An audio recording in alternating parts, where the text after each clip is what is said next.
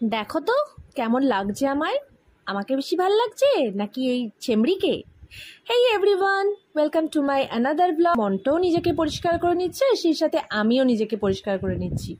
যেদিনকে আমি এই আইব্রো করতে গিয়েছিলাম তার আগে আমার আইব্রো প্লাক করানো হয়নি।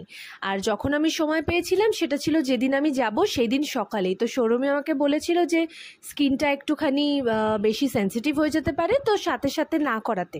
তো সেই তবের থেকে অলমোস্ট 1 মাস হয়ে গেছে আমার আর আইব্রো করা হয়নি। আর এখন একটু মানে ভয়ই লাগে, যে কারণ এত মানে কেয়ার করে আইব্রোটা করলাম, ট্যাটুটা। তো এখন যদি কেউ ভুলভাল হাতে পড়ে আমার আইব্রোটা খারাপ করে দেয় তখন কিন্তু খুব মুশকিল হয়ে যাবে। তো সেই জন্য আমি খুব একটা আর যাইও নি পার্লারে, আর বাড়িতেও কাউকে ডাকিনি। আর আমার হেয়ার গ্রোথ খুবই কম, তো সেই জন্য আমার জেনারেলি অতটা অসুবিধা হয়ও না। আর সত্যি কথা বলতে কি, ফেস রেজার দিয়ে আমি কখনোই আগে ট্রাই করিনি, আর করতে একটু মানে ভয়ও পাচ্ছিলাম। তো ওই জন্য ও যখন এসেছে আমি ওকেই বললাম যে আইব্রোটা করে দে। আইব্রো করার পর আমার মনে হলো তাহলে আমি পুরো ফেসটাই একবার ক্লিন করিয়ে নিই। তো ও আমাকে মুখে সারা মুখে অ্যালোভেরা জেলটা লাগিয়ে দিল, এবং তারপরে আস্তে আস্তে আপার লিপ, ফোরহেড, চিকস সমস্ত কিছু মানে অলমোস্ট পুরো ফেসটাই আমি ফেস রেজার দিয়ে কিন্তু ক্লিন করলাম। আর মাথায় পরে নিয়েছিলাম একটা কিউটি হেয়ার ব্যান্ড। এটা আমিও একটা কিনেছিলাম মেলা থেকে, তোমাদের সাথে শেয়ার করেছিলাম, কিন্তু এটা আমি শ্রুতিরটাই পরে নিয়েছি। ফেস রেজার এই আমি ফার্স্ট টাইম ইউজ করলাম, কিন্তু ফিলিং ভেরি ওয়েল। মুখটা কত ফ্রেশ লাগছে খালি দেখো। তারপর আমি জাস্ট নাইট ক্রিমটা অ্যাপ্লাই করে নিলাম। মানে স্ক্রাব করলেও সত্যি এত ফ্রেশনেস কিন্তু আসে না।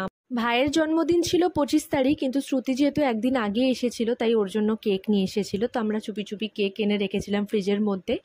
আর একদিন আগেই অ্যাডভান্সে 12টার পরে কেকটা বার করে ওর সামনে রাখা হলো, কারণ ও তো চলে যাবে, থাকবে না। তাই আগে আগেই কেকটা কাটিং করে নেওয়া হলো। যেহেতু আমরা খুব একটা সারপ্রাইজ কিছু ওই দিন করতে পারিনি, তাই আমরা যার জন্মদিন তাকে দিয়েই ক্যান্ডেলটা জ্বালানো করালাম। তো অনেকবারও ট্রাই করছিল, কিছুতেই আর জ্বলছে না জ্বলছে না, সেই নিয়ে খুব হাসাহাসি হলো। লাস্ট অবধি দেখো কিভাবে মানে এইভাবে কোনোদিনও কেক কাটার সময় কেউ ক্যান্ডেল বা ফায়ার যেটাই তোমরা বলো না কেন, এইভাবে যে কেউ ধরে মশালের মতো করে লাইক কালী পুজোয় পটাকা ফাটাচ্ছে, এরকম তো আমি কখনো করিনি। তোমরা কেউ কোনোদিনও এইভাবে নিজের বার্থডের জিনিসটা জ্বালিয়েছো কিনা আমাকে প্লিজ জানিও। আর কেক কেটে সাথে সাথে নিজেই খেয়ে নেওয়া এর চল তো আমাদের 2 ভাই বোনেরই আছে। আমি রেজিস্ট্রির সময় নিজেও কেক কেটে নিজেই একা খেয়ে নিয়েছিলাম, তোমরা তো দেখেইছো। তারপর যাই হোক, একে একে বাড়ির সবাইকে যারা ছিল সেইখানে সবাইকে কেক খাইয়ে দেওয়া হলো। এই পাঞ্জাবিটা ভাইকে শ্রুতিই দিয়েছে, তো সাথে সাথে পরে একটু দেখে নিল। সবুর তো সইছে না, আর দেখো কেরম অদ্ভুতভাবে পড়ছে, আর কি অদ্ভুত লাগছে পাজামা ছাড়া পাঞ্জাবিটা পরে। তো যাই হোক, শুধু